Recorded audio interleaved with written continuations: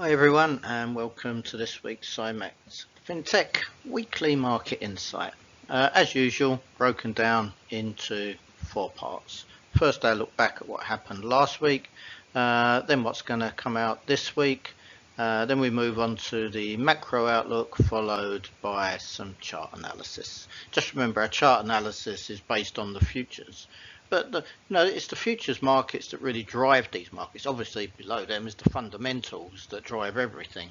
But even if you're trading CFDs, although our levels may be different, the actual overall assessment and analysis will be correct. Okay, so let's start with our disclaimer. So trading does involve the potential risk of loss of capital and is not suitable for everyone. But guess what? I hope it is for you. Now, many companies do provide leverage. Just be aware you can lose substantially more than that initial investment that you make. Everything that we include in these is just purely for educational purposes. We're trying to help you prepare for the week ahead. And we're not trying to encourage you to trade or invest. That must be your decision. And of course, before you make that decision, carefully consider the risks involved, your financial situation, definitely your level of experience and risk appetite. And of course, only risk capital you're prepared, but more importantly, you can afford to lose. If you've got any doubts whatsoever, seek independent financial advice before you risk your capital. As I say, I have so many people come to me because they've lost money, which is a shame. And it's great, learn from an expert, get those skills before you start trading. Okay, so when we look at last week, the central bankers continued their rhetoric. In general, yeah, rates are close to the peak, if not already there. Any more rate increases have to be data driven, and of course the key data is inflation. So then moving on to the actual data that came out last week with US PMIs, the composite was 50.2 and services 50.5, so both above 50, which is growth, which is good. For ISM services, PMI was higher than expected, came out at 54.5. And then the beige book gave us some really good insight, and I'm going to put a link in here so you can check that out for yourself, but you should do that. It's a really good read. Obviously each of the sitting committee members give their own take on the economy, but it's less data driven, so it does give more insight. Then initial jobless claims came in lower than expected at 216,000. It was expected 234. Now there was other bits of impacts. China began restricting Apple sales, especially in government departments, on a security basis. And I'm sure that the US will be investigating how we produced a phone with supposedly US technology. And then Nvidia seems to be losing some of its shine with some investors as well. We saw gas prices up quite erratic last week because Australian gas workers voted to strike. And the last time they had a strike, if I remember rightly, it was about 90 days.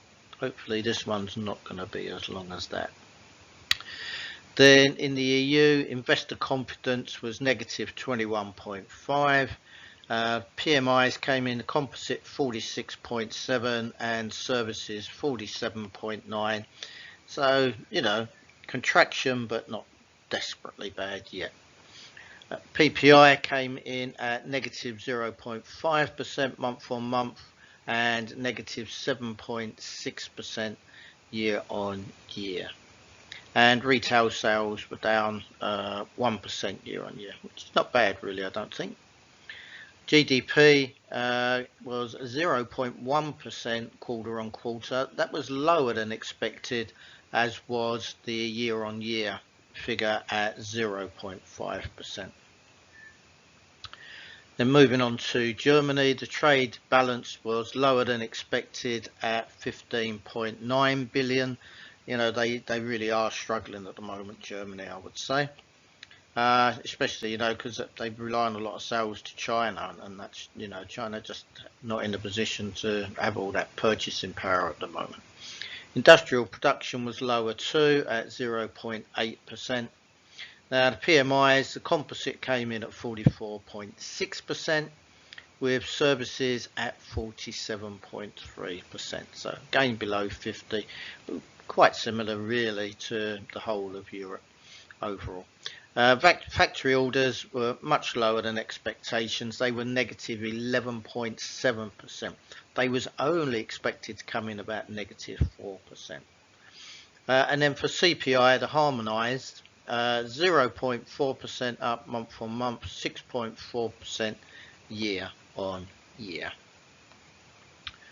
Moving on to the UK data for last week, retail sales were 4.3%. PMI, the composite 48.6 and services 49.5. Now they both actually came in better than expected. And then when we look at sort of the housing data, construction 50.8, house prices were down 1.9% month on month, which was much lower than expected, only expected at 0.3%. And year on year, house prices at the moment are down 4.6%. In China, Caixin Services PMI came in at 51.8, so there's still growth there. Their trade balance in dollars was 68.3 billion surplus, and CPI came in at 0.1% year on year. The PPI came in at negative 3%.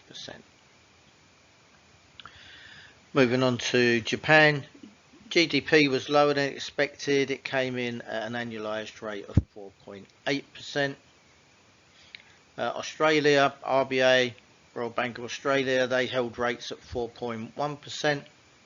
Their GDP came in at 0.4% quarter on quarter, which was 2.1% year on year, which they both beat expectations there. And the trade balance was lower than expected, 8 million. In Canada, Bank of China held at, In Canada, the Bank of Canada held at 5%.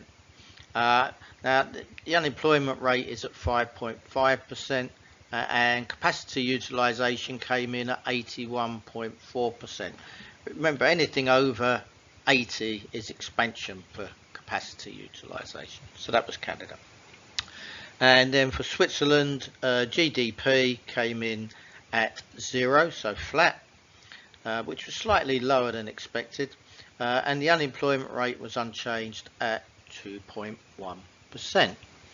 So there was a lot of data out last week, and you know, it's a mixed bag, isn't it? We've got to say that. I mean, the US is still that powerhouse, and the rest of us are struggling to keep up with them for sure.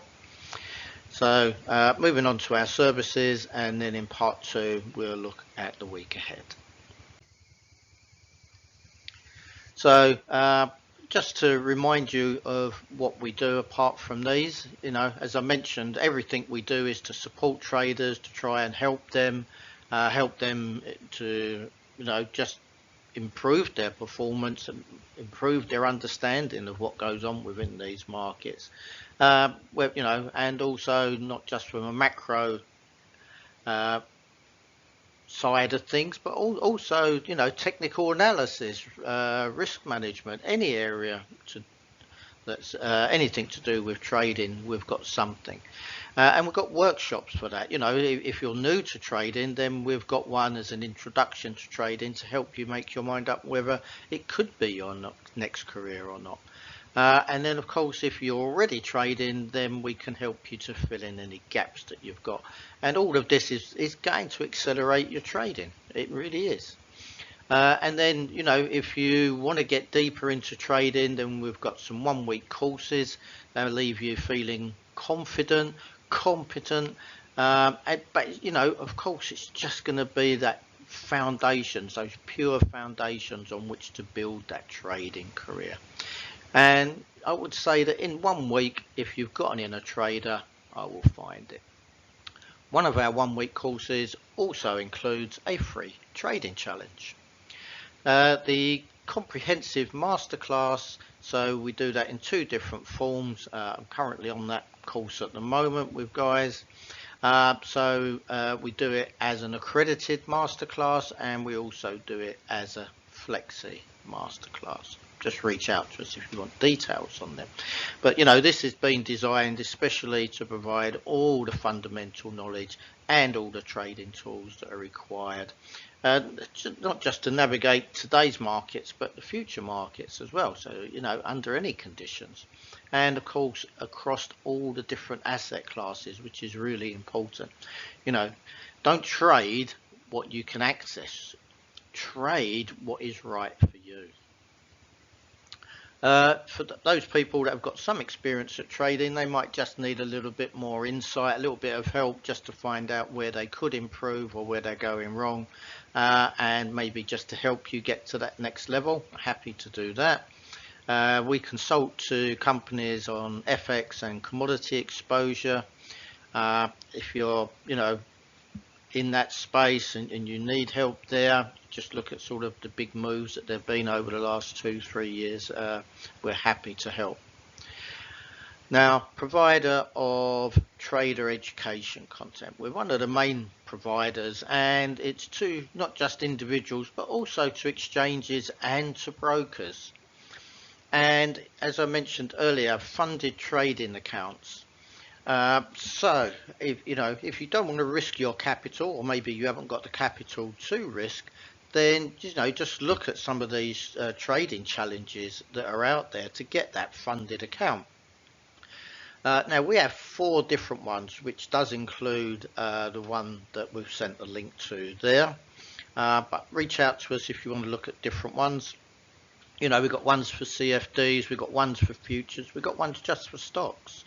And of course, you know, the reason we've got a selection is for the people coming through our courses, where we provide one of them for free at the end, so they can decide on which is best for them. Okay, if you want to contact us, it's info@symaxfintech.com, or if you've got any questions for me, it's chris.tubby@symax-int.com. Now we're going to move on to part 2.